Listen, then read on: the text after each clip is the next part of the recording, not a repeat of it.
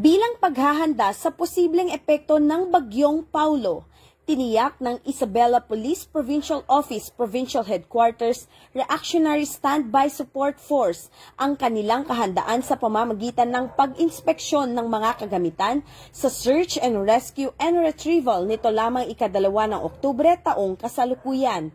Tinitiyak ng Isabela PNP na sila ay handa para sa agarang pagpapadala kung kinakailangan ang kanilang serbisyo bilang tugon sa anumang sakuna.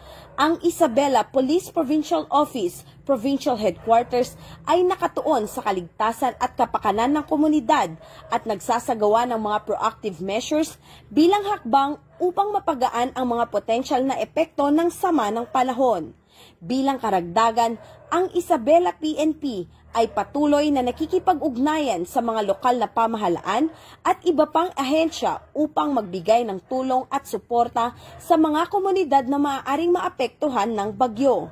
Panawagan ng Isabela PNP sa publiko na manatiling kalmado, maging mapagmatsyag at sundin ang mga payo at abiso ng mga otoridad upang matiyak ang kaligtasan ng lahat. Mula dito sa Lambak ng Cagayan, ako ang inyong PNN Correspondent, Patrolwoman Lainey Lorenzo, alagad ng batas, tagataguyod ng Balitang Pulis.